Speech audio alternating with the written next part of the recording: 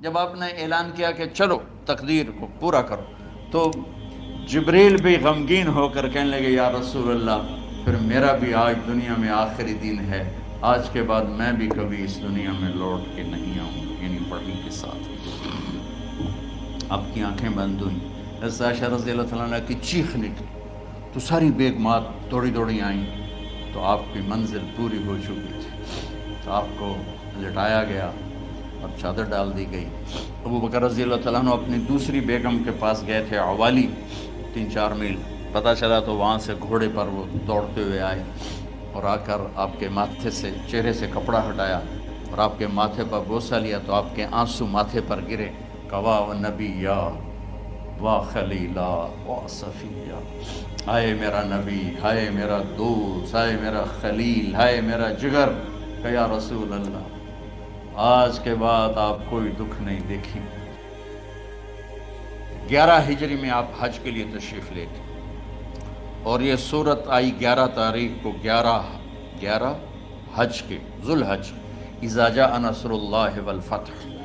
اس میں اشارہ تھا کہ میرے نبی آپ کا مشن مکمل ہو چکا ہے، اب آپ ہمارے پاس آنے کی تیاری فرمائیں۔ تو یہ جب یہ زوال سے پہلے آپ اپنے خیمے میں لیٹے ہوئے تھے، یہ آخری صورت قرآن کی جو نازل ہوئی، تو آپ نکلے زوال کے بعد، آپ نے تینوں شیطانوں کو پتھر مارے، پھر آپ اپنی اونٹنی عذبہ پہ سوار ہوئے اور آپ نے یہ تاریخی جملہ بولا، ایھا الناس عسیٰ اللہ تلقونی بعد عامی ھذا، لوگو یہ میری تمہاری آخری ملاقات، آج کے بعد تم مجھے نہیں دیکھو گے۔ واپسی پر آپ نے معاذ بن جبل کو مدینے سے یمن روانہ فرمایا، تو معاذ بن جبل سے ایسی محبت تھی کہ ان کو سی آف کرنے کے لیے 7 میل پیدل چلے، 7۔ اب کسی کو روانہ کرنے کے لیے ساتھ نہیں چلتے تھے، مسجد سے روانہ کر دیتے تھے، معاذ بن جبل کو 7 میل ساتھ چلے، اور جب آخری پوائنٹ آیا سفر کا تو کہنے لگے معاذ عسیٰ اللہ تلقانی بعد عامی ھذا، معاذ میری آخری ملاقات ہے، وَلَعَلَّكَ تَمُرُّ بِقَبْرِي وَمَسْجِدِي ھذا، جب تو واپس آئے گا تو میری قبر دیکھے گا اور میری مسجد مجھے نہیں دیکھے گا۔ تو فَبَكَىٰ مُعَاذٌ جِشْعًا لِفِرَاقِ رسول اللہ، تو معاذ بن جبل پھوٹ پھوٹ کے رونے لگے آپ کی جدائی کا تصور کر، تو آپ کی آنکھوں میں بھی آنسو آ گئے، تو آپ نے جلدی سے منہ یوں پھیر لیا، معاذ پیچھے ہو گئے اور آپ ادھر ہو گئے، اپنے آنسو چھپا لیے، معاذ ان اولی الناس بی المتقون من کانوا وحیث کانوا، معاذ اس جدائی کا غم نہ کر، جو تقوی پر مرے گا وہ میرا سب سے قریب ہوگا، چاہے وہ پاکستان میں ہو چاہے افریقہ میں ہو، میرے سب سے قریب وہ ہوں گے جو تقوی والے ہوں گے، جو اللہ سے حیا کرنے والے ہوں گے۔ جب آپ واپس تشریف لائے، 29 محرم صفر، 29 صفر عصر کی نماز کے بعد ایک جنازہ تھا، اس جنازے کو پڑھانے کے بعد اس کو دفن کے لیے آپ جنت البقیع تشریف لے گئے۔ وہاں سے واپس ہونے لگے تو سر درد اٹھا اور وہ درد ایک دم بڑھنا شروع ہوا، اور اس دن باری حضرت عائشہ کے گھر کی تھی، تو آپ گھر میں تشریف لاتے لاتے درد کے ساتھ بخار، تیز بخار، تیز درد، تیز بخار، اور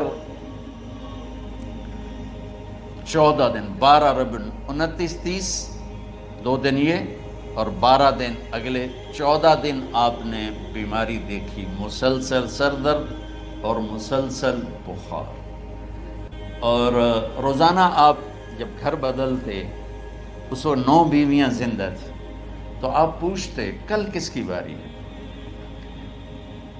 کل کس کی باری ہے، جی میمونہ کی ہے، اگلا دن کل کس کی باری، یہ حفصہ کی ہے، کل کس کی باری ہے، ام سلمہ کی ہے۔ تو بیگمات نے اس سے سمجھا کہ اللہ کے نبی یہ چاہتے ہیں کہ میں بیماری کے دن عائشہ کے پاس گزاروں، ورنہ آپ کو تو خود پتہ ہے کل کس کی باری ہے، پرسوں کس کی باری ہے، ترسوں کس کی باری ہے۔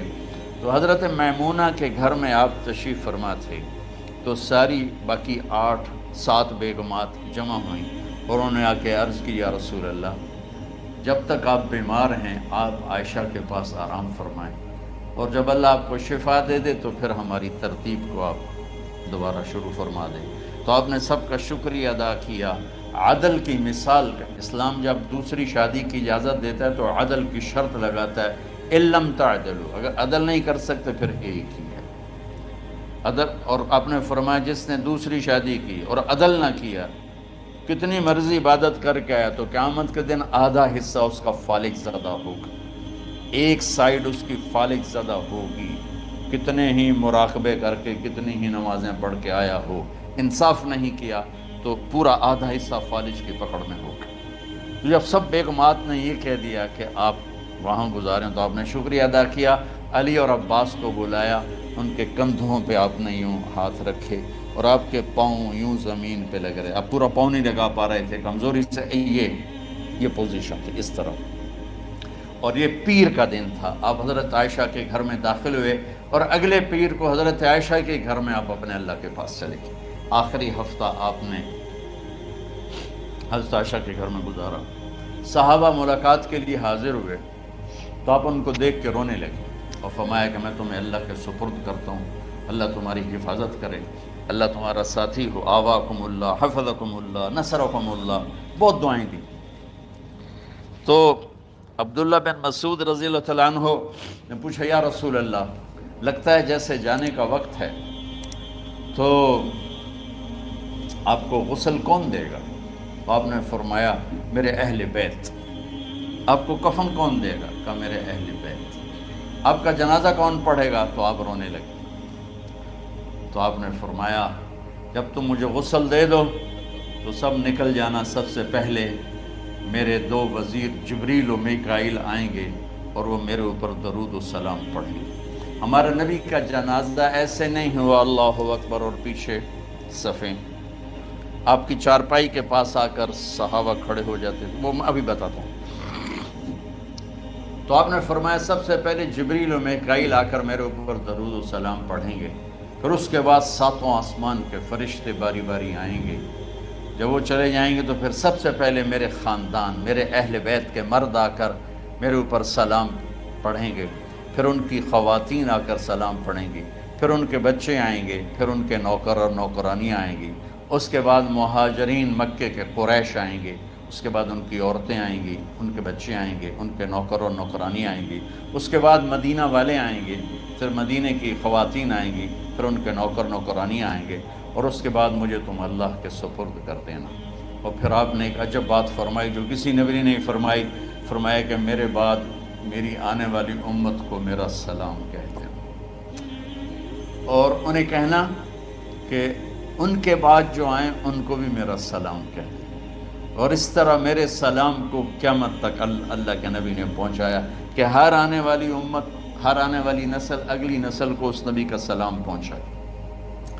آپ کے جانے میں 5 دن باقی تھے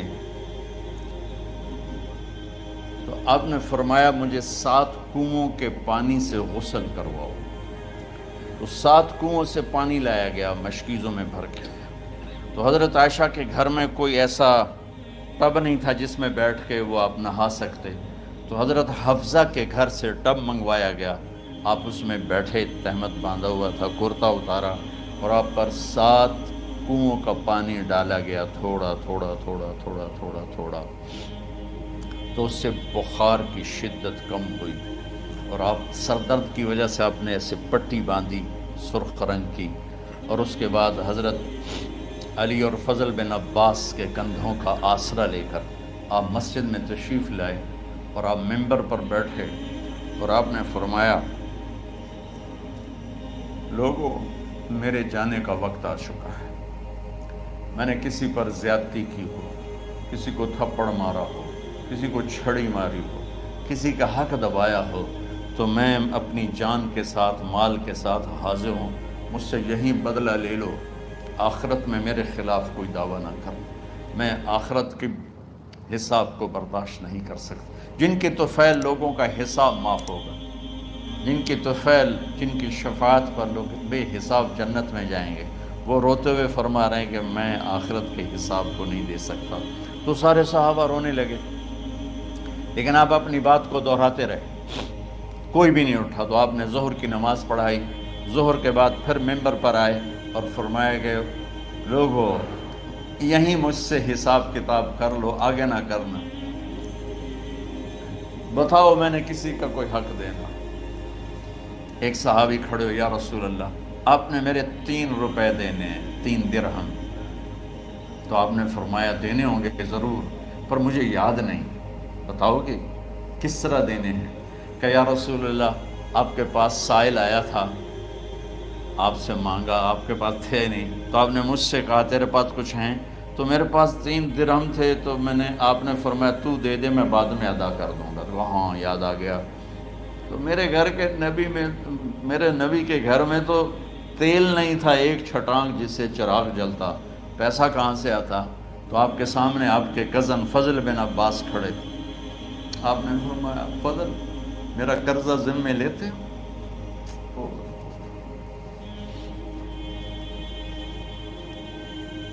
جن کے لیے کائنات سجائی گئی، جنت کی چابیاں جن کو پکڑائی گئیں، جاتے ہوئے 3 روپے دینے کی ہمت نہیں تھی۔ کہ فضل میرا قرضہ ذمہ لیتے ہو؟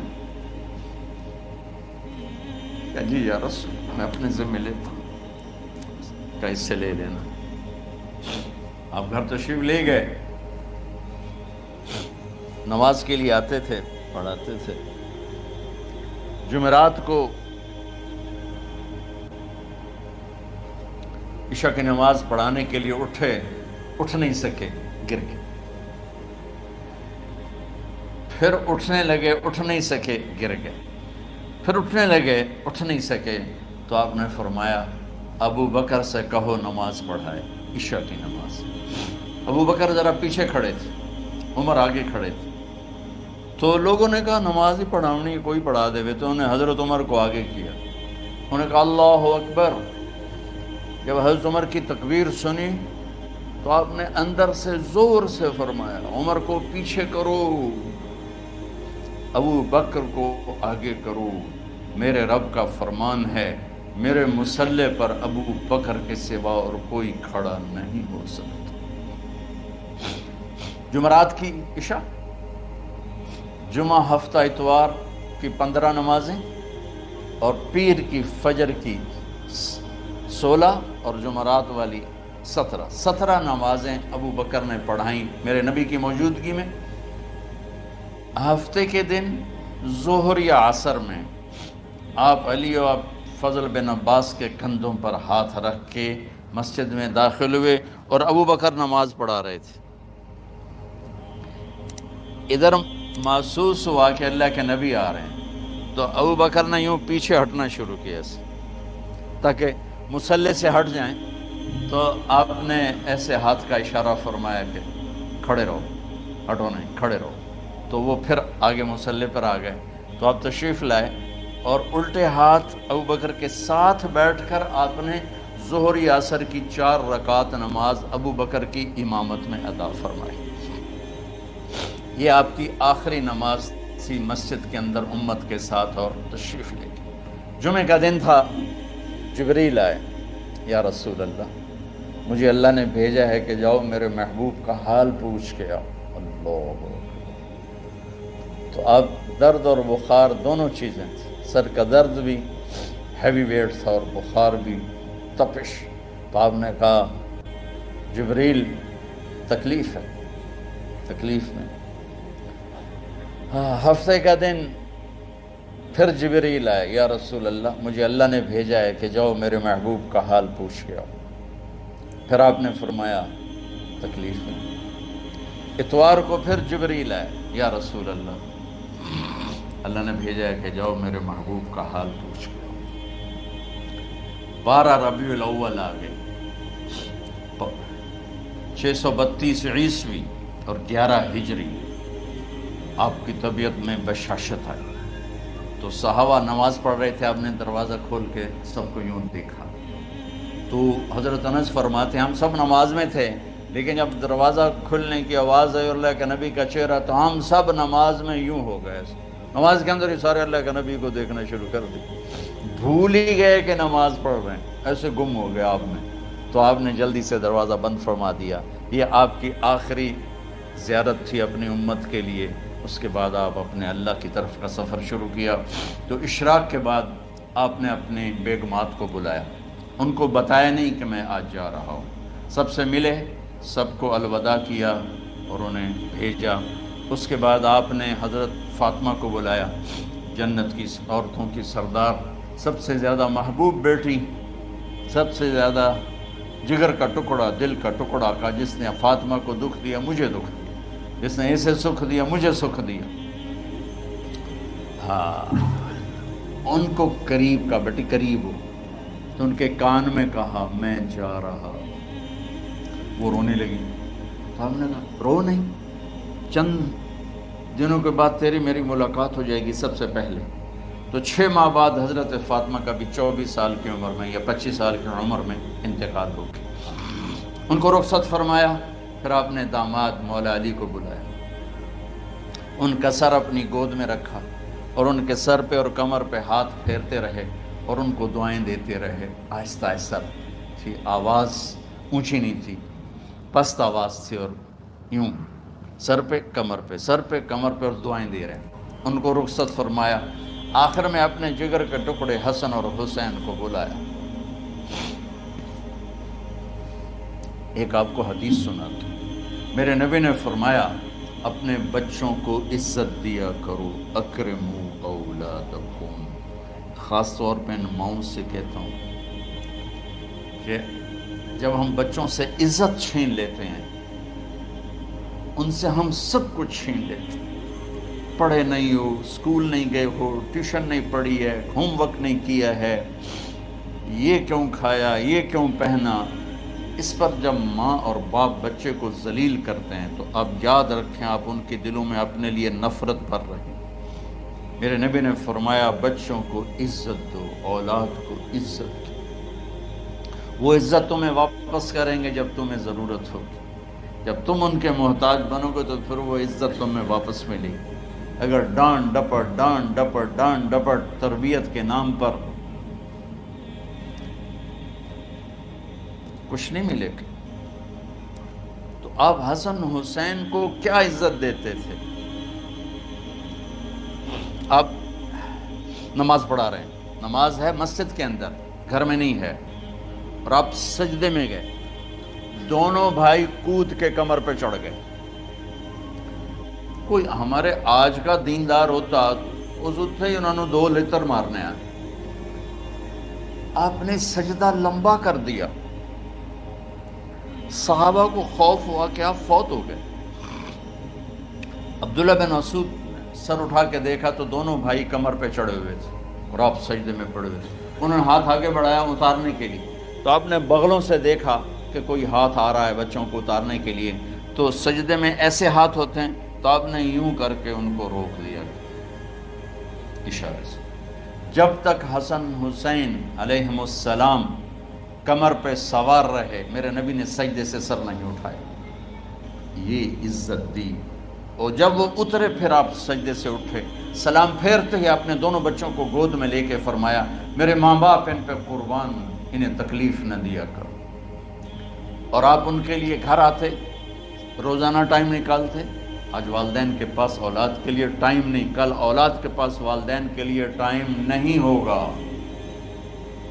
اپنے بچوں کو میں یہ نہیں کہتا ہوں بیٹھ کے نصیحتیں کرو، صرف محبت ٹرانسفر کرو، ٹائم دو، موبائل آف کرو، ٹی وی آف کرو، اور صرف آپ اور بچوں میں ایک ایسا تعلق ہو کہ ان کا بلوٹوتھ بھی آن ہو جائے، آپ کا بلوٹوتھ بھی آن ہو جائے، اور سارا ڈیٹا ٹرانسفر ہو جائے. بلوٹوتھ کو آن کیے بغیر ڈیٹا ٹرانسفر ہوگا؟ دسو بھائی.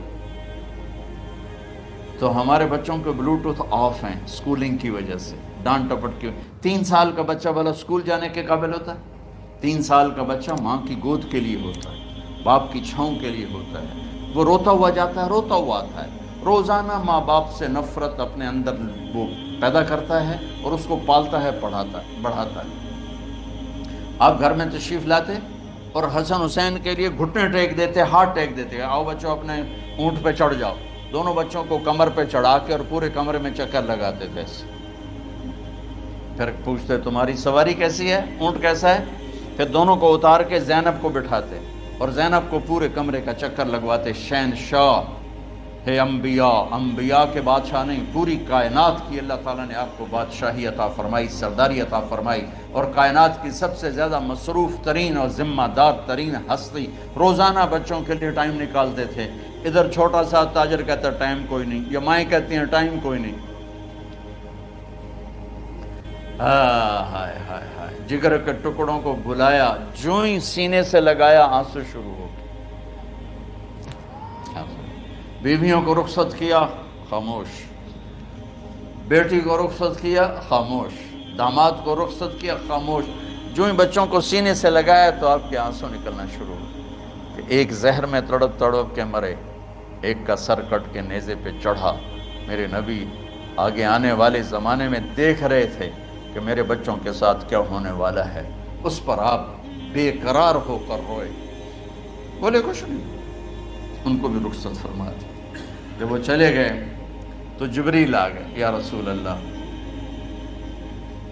باہر ملک الموت دروازے پر کھڑا ہے، اندر آنے کی اجازت چاہتا. تو آپ نے فرمایا آ جائے. میں نے کب روکا؟ تو ملک الموت اندر آیا. ایک فرشتہ اور بھی تھا. کہا السلام علیکہ یا رسول اللہ. یا رسول اللہ، میں آپ کو سلام پیش کرتا ہوں، میں نے کبھی کسی کو سلام نہیں کیا. آپ کے رب نے فرمایا جب جاؤ تو اجازت لے کے جانا، بن اجازت اندر نہ جانا. میں کبھی کسی سے اجازت نہیں لیتا. اللہ تعالیٰ نے فرمایا آنا چاہیں تو لے آنا، رہنا چاہیں تو چھوڑ کے آ جانا. یہ اختیار اللہ نے کبھی کسی کو نہیں دیا. آپ پہلی اور آخری ہستی. تو آپ نے فرمایا اگر میں اجازت دے دوں تو میری جان نکالو گے؟ تو اللہ کے امر کا پابند. تو آپ نے جبریل سے پوچھا کیا کہتے ہو، تم کیا کہتے ہو؟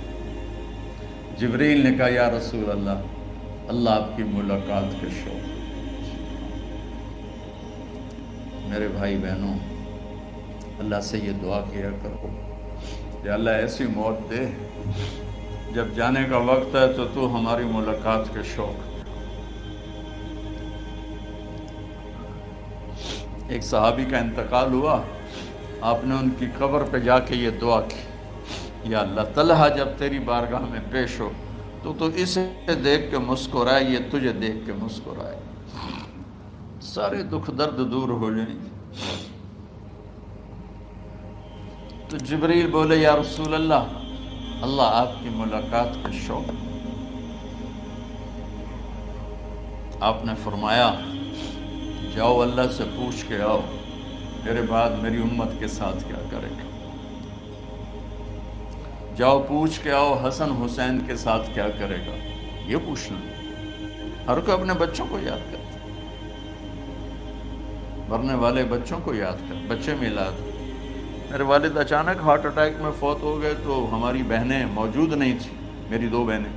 تو میرے والد بار بار کہتے میری دھیاں میں ملا دے، میری دھیاں میں ملا دے. اور میرے نبی نے کہا میری امت کا مجھے بتاؤ پہلے کیا کرو گے. حسن حسین کا نہیں کہا، جن کو ذبح ہوتے بھی دیکھا، زہر میں تڑپتے بھی دیکھا. واہ یا رسول اللہ، آپ نے کیا وفا کی اور ہم نے کیا صلہ دی. سارے خنجر انہی کے سینے میں ہی اتار دیے، ہر تیر کھینچ کے آپ کے جگر کے پار کیا، ہر نافرمانی کا ٹھیکہ لے لیا.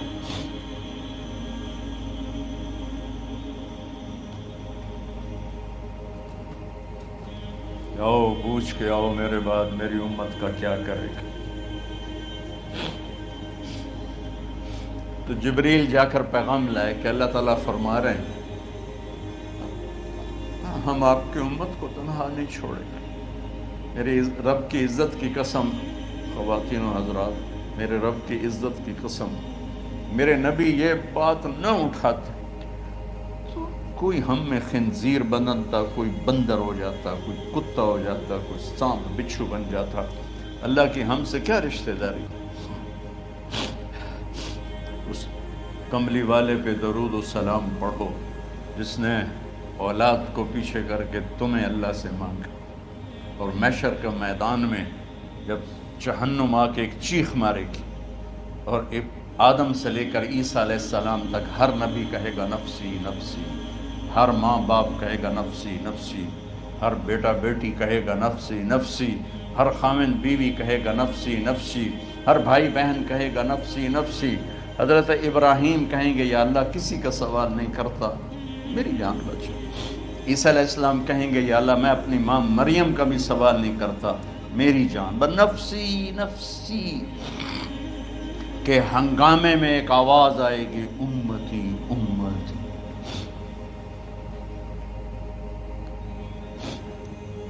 کون ہے یہ؟ ساری دنیا نفسی نفسی کہہ رہی، یہ کون ہے امتی امتی کہنے والا؟ آواز کے تعاقب میں جب نظریں جائیں گی تو اپنے نبی کو دیکھ لینا، تڑپتے ہوئے بدن کے ساتھ، کانپتے ہوئے ہاتھوں کے ساتھ، اور پھیلی ہوئی جھولی کے ساتھ، اور بہتے ہوئے آنسوؤں کے ساتھ صرف ایک ہستی ہو، صلی اللہ علیہ یا رسول اللہ، صرف ایک ہستی ہوگی جو کہیں گے یا اللہ میری امت، یا اللہ میری امت، یا اللہ۔ کون سی امت؟ جس نے ہر بڑے سے بڑے گناہ کے اڈے کھول کے زندگی گزاری۔ میرے نبی انہی کو یاد کر رہے ہیں، میری امت میری امت میری امت۔ جب تک اللہ نے یہ نہیں کہا کہ آپ کی امت کے بارے میں راضی کر دوں گا، آپ نے فیصلہ نہیں کیا کہ چلو ملک الموت اللہ کی تقدیر کو پورا کر، اور جاتے ہوئے دو نصیحتیں فرمائیں، وہ بھی بچوں کے لیے نہیں، بیویوں کے لیے نہیں، امت کے لیے۔ الصلاۃ وما ملکت ایمانکم، اے میری امت نماز نہ چھوڑنا، نوکروں سے اچھا سلوک کر، حقوق اللہ نماز، حقوق العباد غریب لوگ، اور فرمایا غریبوں پہ ترس کھانا، اپنے نوکر ملازم غلاموں پہ ترس کھانا، اور نماز نہ چھوڑنا، نماز نہ چھوڑنا، نماز نہ چھوڑنا، نماز آخر الفاظ ہے، نماز نہ چھوڑنا، نماز نہ چھوڑنا، نماز نہ چھوڑنا۔ اور اب حضرت عائشہ کے سینے پر اس طرح نیم دراز تھے، حضرت عائشہ یوں سیدھا بیٹھی ہوئی تھی۔ اب فرمایا کریں مجھے فخر حاصل ہے، مات فی سحری و نحری، میرے نبی نے میری گردن اور سینے کے درمیان اللہ کو جان پیش کی۔ آپ اس طرح نیم دراز تھے تو تھوڑی دیر پہلے عبد الرحمن بن عوف آئے، عبد الرحمن بن ابو بکر آئے، آپ کے ہاتھ میں تازہ مسواک تھا، آپ مسواک بہت فرماتے تھے، تو آپ اتنے کمزور ہو چکے تھے کہ بولا نہیں جا رہا تھا، تو آپ کی نظریں مسواک پہ ٹک گئیں، دیکھے جا رہے ہیں، مسواک کو دیکھے جا رہے ہیں۔ حضرت عائشہ نے محسوس کیا کہ نظریں مسواک پر ہیں، تو کہا یا رسول اللہ اب مسواک کرنا چاہتے ہیں، تو آپ نے تو حضرت عائشہ نے اب بھائی سے لے کر وہ لکڑی اور اپنے منہ میں چبائی، اور آپ کے منہ میں اس طرح کر کے خود چلائی، کہا میں وہ خوش قسمت ہوں جس کا لعاب آخری غذا تھی جو میرے نبی کے منہ میں گیا، وہ حضرت ام عائشہ کا لعاب مبارک تھا۔ اور پھر اس کے بعد اگلا یہ سارا واقعہ ہوا، تو آپ نے کہا الصلاۃ وما ملکت ایمانکم، ایک نماز نہ چھوڑنا، ایک اپنے نوکر نوکرانی غلاموں سے اچھا سلوک کرنا، اور پھر اللہم الرفیق الاعلی، یا اللہ بلا لے۔ جب آپ نے اعلان کیا کہ چلو تقدیر کو پورا کرو، تو جبریل بھی غمگین ہو کر کہنے لگے یا رسول اللہ پھر میرا بھی آج دنیا میں آخری دن ہے، آج کے بعد میں بھی کبھی اس دنیا میں لوٹ کے نہیں آؤں گا، یعنی وحی کے ساتھ۔ آپ کی آنکھیں بند ہوئیں، حضرت عائشہ رضی اللہ تعالیٰ عنہ کی چیخ نکلی، تو ساری بیگمات دوڑی دوڑی آئیں، تو آپ کی منزل پوری ہو چکی تھی، تو آپ کو لٹایا گیا اور چادر ڈال دی گئی۔ ابو بکر رضی اللہ تعالیٰ عنہ اپنی دوسری بیگم کے پاس گئے تھے، عوالی، 3-4 میل، پتہ چلا تو وہاں سے گھوڑے پر وہ دوڑتے ہوئے آئے، اور آ کر آپ کے ماتھے سے چہرے سے کپڑا ہٹایا اور آپ کے ماتھے پر بوسہ لیا، تو آپ کے آنسو ماتھے پر گرے، کوا و نبیّا و خلیلا و صفیہ، ہائے میرا نبی، ہائے میرا دوست، ہائے میرا خلیل، ہائے میرا جگر، کہ یا رسول اللہ آج کے بعد آپ کوئی دکھ نہیں دیکھیں۔ جب آپ درد سے بے قرار تھے اور بی بی فاطمہ رضی اللہ تعالیٰ عنہ ساتھ بیٹھی تھی، تو آپ کی بیقراری کو دیکھ کر وہ رونے لگی کہ ہائے میرے ابا کا درد، ہائے میرے ابا کا درد۔ تو میرے نبی نے کہا ما علی ابی کی کرب بعد اليوم، بیٹی آج تیرے باپ کے دکھ کا آخری دن ہے، آج کے بعد کوئی دکھ نہیں دیکھیں گے۔ تو صدیق نے کہا آپ آج کے بعد کوئی دکھ نہیں دیکھیں گے۔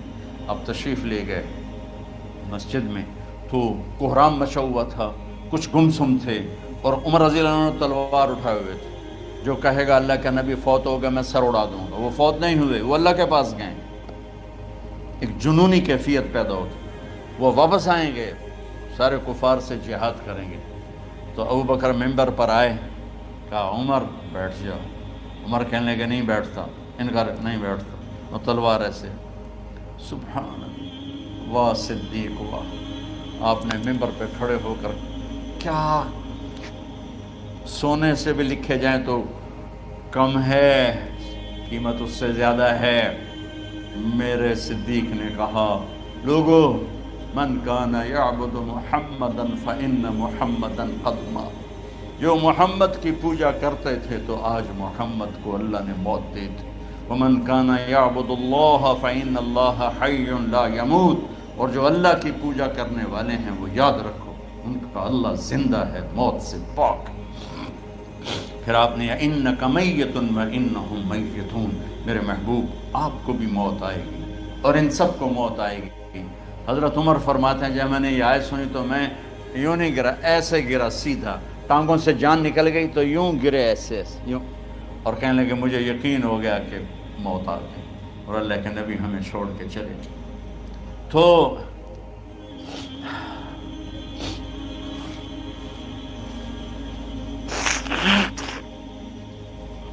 غسل کون دے، کیسے دے؟ اہل بیت نے غسل دینا تھا۔ آپ کے کپڑے اتار کے غسل دیا جائے یا جو آپ نے کپڑے پہنے ہیں اسی میں غسل دیا جائے؟ تو پریشان ہے کیا کیا جائے؟ سب پہ اونگ طاری ہو گئی، ایک دم سب کو نیند آئی اور غیب سے آواز آئی کہ ہمارے نبی کو کپڑوں سمیت غسل دیا جائے۔ آپ کے بدن مبارک سے کپڑا نہیں اتارے، کوئی اتارے نہیں۔ تو اس آواز پر سارے بیدار ہوئے۔ تو حضرت عباس، فضل بن عباس، شقران آپ کے غلام، اور اسامہ بن زید اور علی بن ابی طالب آپ کو غسل دینے والے تھے۔ حضرت علی آپ پر پانی ڈال رہے تھے اور فضل بن عباس جسم کو مل رہے تھے، اور حضرت علی ساتھ ساتھ روتے ہوئے یا رسول اللہ آپ نے ہی ہمیں صبر کا حکم دیا، اگر